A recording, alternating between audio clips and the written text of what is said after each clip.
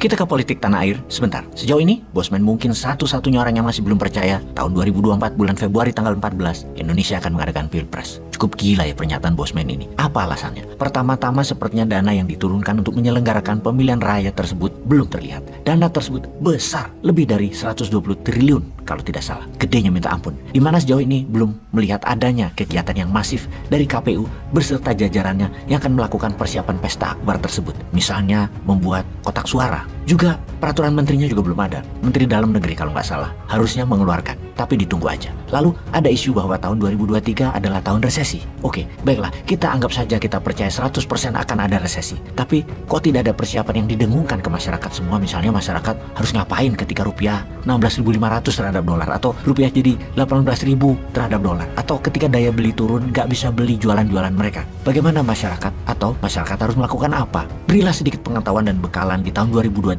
nanti apa yang masyarakat harus lakukan. Bosman yang sontoloyo ini aja sudah kasih sedikit loh info. Masa pejabat dan pemimpin tertinggi nggak ngomong apa-apa, hanya global aja, wacana dan normatif. Masa gitu sih? Ayo dong, tunjukkan taringmu. Atau resesinya nanti dibuat, resesinya direkayasa sehingga rakyat panik dan meminta BLT. Lah, mending dana 100 triliun buat BLT, bantuan tunai ke masyarakat dong ya, daripada jadi uang pemilu. Tunda aja 3 tahun lagi. Nanti pas senang tahun 2027 baru Pilpres. Bagaimana? Hayo, siapa yang bisa larang pemilu itu ditunda dan baru nanti tahun 2027 dilaksanakan? Sulit kan? Rakyat pasti pilih BLT, gitu kan? Jadi kita bagaimana? Ya lupakan politik dulu. Nanti kira-kira di bulan Maret atau Mei 2023, nah itu ketahuan lah. Jadi apa enggaknya Februari 14 2024 Pilpresnya. Tuh, pada nggak sabar banget ya pengen ganti. Bener deh, ada 2 kelompok besar di masyarakat sekarang. Kelompok pertama yaitu ingin ganti presiden. Artinya, kebijakan Pak Jokowi jadi usang dan ke depan semuanya berubah 100%. Tidak melanjutkan apapun yang orde Pak Jokowi kerjakan, tetapi mengerjakan yang lainnya. Atau lanjutkan Pak Jokowi, artinya program IKN dan sejenisnya berkelanjutan. Itu belah duanya. Apa yang diartikan dengan melanjutkan? Melanjutkan artinya tetap kerjasama dengan Tiongkok untuk keduk sumber daya alam. Bernegara, para elit oligar tetap di sekitar pejabat alias tetap membela oligar. Atau juga cara bernegara tetap dengan hutang pembangunannya. Dimana per hari ini sudah naik lagi jadi 7.500 triliun hutang bernegaranya. Nggak tahu lagi deh 2 tahun lagi ke depan mungkin sampai 11.000 triliun kali ya. Pengusaha asing khususnya Tiongkok masuk ke bisnis hulu sumber daya alam, diberi fasilitas tax holiday dan macam-macam, kemudian termasuk boleh bawa sendiri tenaga kerja dari Tiongkok dan tidak ada alih teknologi. Nggak apa-apa, pokoknya masuk aja itu Tiongkok. Kalau ganti presiden sebenarnya bukan sekedar ganti orang, tetapi ganti sistem bernegaranya. Artinya tidak hutang, solusi cetak uang berbasis produksi, perusahaan asing FDI (Foreign Direct Investment) tidak boleh masuk ke sumber daya alam, yang boleh hanya perusahaan lokal atau domestic direct investment. Jadi kita coba mereview siapa yang melanjutkan dan siapa yang menggantikan. Dah, itu saja yang kita bahas karena hal ini fundamental. Kalau memang mau ganti 100%, ya calonnya cuma Bosman. Tapi enggak lah, Bosman nggak usah dihitung. Idenya saja yang diterima. Mengenai MMT usulan Bosman, sehubungan banyak bahas rupiah pemecah belah bangsa, terus menjelek-jelekan Bosman yang sudah jelek ini dengan mengatakan nggak percaya sama printing money, malah nanti Indonesia bisa kayak Zimbabwe. Kita tanya balik aja ke dia, bagaimana cara Jerman sejak Perang Dunia ke-1 yang kalah perang di tahun 1918, kemudian menjadi negara adikuasa superpower di tahun 1933, 15 tahun Jerman jadi negara adikuasa. Ya lupa gua, nggak nyampe ilmu lo ya. Lupa gua. Atau kita coba tanya sama si Basser yang memakai uang rakyat untuk memecah belah bangsa tersebut. Siapa yang ngutangi coy Jerman itu coy? Cuan dari mana itu Jerman? Atau gini deh, kita sekolahin aja tuh Basser biar pintar dikit otak di dengkulnya itu. Bagaimana kalau kita kasih contoh lain lagi yang lebih jelas? Bagaimana Korea Utara bisa membiayai negaranya khususnya membangun rudal balistik berhulu ledak nuklir? Ada yang ngutangin dia emangnya? Cuan dari mana bikin senjata nuklir dan reaktor nuklir pembangkit listrik di Korea Utara? Oke, kita jelasin deh. Dalam 11 bulan ini, tahun 2022, Korea Utara bikin negara-negara barat dan sekutu barat berang dan khawatir atas peluncuran lebih dari 80 kali peluncuran misil rudal balistik dari 20 lokasi berbeda, di mana hal ini merupakan rekor baru yang dilakukan negara Kim Jong-un itu. Belum pernah terjadi dalam 50 tahun terakhir atau bahkan sejak 10 tahun terakhir ada peluncuran misil lebih dari 20 lokasi yang dilakukan Korea Utara.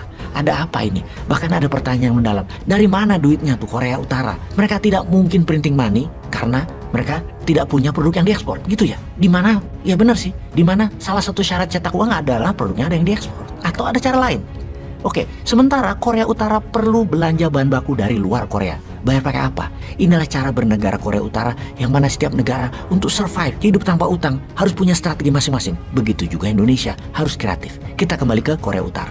pada 5 Januari 2022 Korea Utara pertama kali meluncurkan misil hypersonic yang canggih buatan mereka. Dilanjutkan tanggal 10, 11, 12 Januari meluncurkan lagi. Terus di bulan Februari melanjutkan bulan-bulan berikutnya dengan ICBM atau Intercontinental Ballistic Missile seri besar. Dari mana uang Korea Utara untuk melakukan hal itu semua? Semuanya di luar perkiraan pakar ekonomi seluruh dunia. Semuanya. Korea Utara ternyata menggunakan stolen cryptocurrency. Mereka menambang dan mencuri cryptocurrency. Dalam tahun 2020, Cyber Army Korea Utara mencuri lebih dari 200 juta dolar dari aset digital cryptocurrency. Di tahun 2021, Data Intelijen Internasional mendapatkan data bahwa Cyber Army hackernya Korea Utara stolen, mencuri digital aset cryptocurrency diperkirakan mendekati nilai 500 juta dolar. Bahkan tahun ini, Cyber Army Korea Utara sudah merampok ngehack online game senilai 1 billion dolar. Data uang yang dicuri Korea Utara kalau dijumlahkan sejak tahun 2019 hingga saat ini adalah sebesar 3 billion dolar.